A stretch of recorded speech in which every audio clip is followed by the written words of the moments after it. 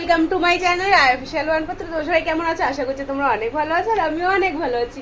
তো আজকে আবার একটা ব্লগ শুরু করেছি। আর আজকে সেরকম কোনো ভিডিও না, আজকে হচ্ছে কি বার গো আজকে? হ্যাঁ, আজকে মঙ্গলবার আর কালকে বুধবার, রাধাষ্টমী কালকে।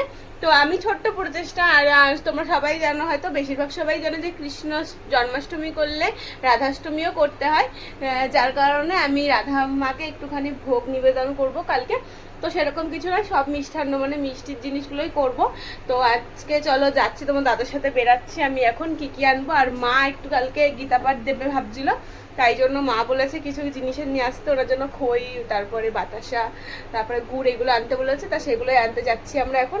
তো চলো যাই, আর রাস্তা দিয়ে যেতে যেতে তোমাদেরকে ভিডিও করে দেখাই আমরা কি করব। দেখো আমরা রাস্তায় বেরিয়ে গেছি, আর কেনাকাটা তো করতে যাবোই ঠাকুরের জন্য। তার আগে আমরা আর একটা জায়গায় যাব, সেখানেই তোমাদেরকে প্রথমে ভিডিওতে দেখাবো। আর দেখো, প্রথমেই তোমাদেরকে দেখালাম একটা মাইকের দোকানে আমরা এসেছিলাম, মানে একটা ফোনের দোকানে। আর এখানে এসে আমরা মাইক দেখছিলাম, কিন্তু আমরা ডবল মাইক কোথাওই পাচ্ছিলাম না, সব সিঙ্গেল পাচ্ছিলাম, আর সেরকম একটা ভালো পাচ্ছিলাম না। যার কারণে ওই দোকানটা চেঞ্জ করে আমরা আর একটা দোকানে গিয়েছিলাম, একটা দিদির দোকানে। তো সেই দোকানেও একই প্রবলেম, আমার ফোনে শো নিচ্ছিল না। অনেকক্ষণ ধরে বসে থাকার পরে ওরা মাইকটা চার্জ দিল, অনেক কিছু করলো, ওখানে ডবল মাইক ছিল, তারপরেও এই প্রবলেম হচ্ছিলো। তারপরে আমরা ওখান থেকে বেরিয়ে চলে আসি, আবার অন্য একদিন যাব মাইক দেখতে। আর আমার মনটা একটু খারাপ হয়ে গেছে, মুখটা দেখে হয়তো বুঝতেই পারছো। এখান থেকে এখন আমরা যাব ঠাকুরের জন্য একটু নারকেল নিতে আর কলা কিনতে, তারপরে মুদিখানা দোকানে আসবো, মুদিখানার কিছু বাজার আছে। দেখো এখানে নারকেল কিনে নিয়েছি আমি।